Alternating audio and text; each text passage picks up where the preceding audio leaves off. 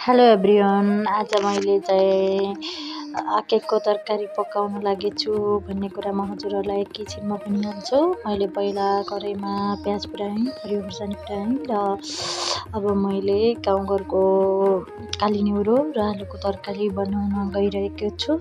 राम्रोसँग दुई पखाली गरेँ अनि निहुरोलाई भाजेँ, आलु काटेँ अनि कराईमा अलिकति तेल राखेँ अनि त्यस पछाडि निहुरो र आलु राखेर पर भुटेँ, प्याज पुर्याएँ अनि मजाले भुटेँ अनि धेरै बेरसम्म भुटे पछाडि चाहिँ मैले मन्द ग्यासमा मजाले निहुरो र आलुलाई अलिकति तेल हालेर अनि प्याज हालेर भुटेँ, मजाले भुटेँ, एकैछिन भुटेँ अनि भुटिसके पछाडि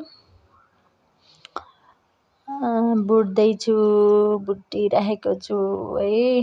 अनि आलु रातो रातो भइन्जेलसम्म अनि निहुरो अलिकति नगलिन्जेलसम्म भुटिराखेँ अनि भुटे पछाडि मैले आवश्यक मात्रामा बेसार अनि मसलाको पेस्ट हालेँ अनि नुन पनि हालेँ, चलाइरहेको छु।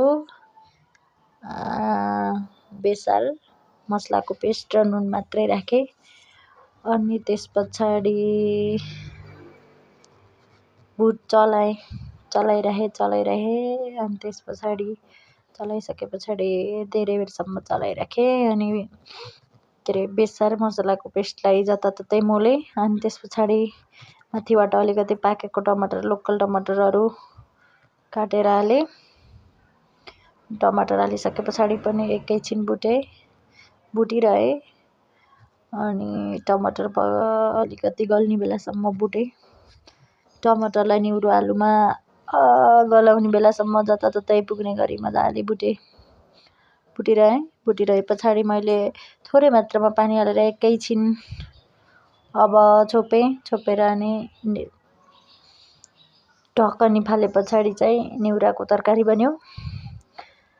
कोलाई काली निहुरोको तरकारी मनपर्छ कमेन्ट गर्नु है। अनि एकैछिन पाक्यो, यसरी निहुरोको तरकारी तयार भयो अनि छोपे पछाडि ग्यास सानो बनाएँ। यसरी मेरो आजको तरकारी पाक्यो।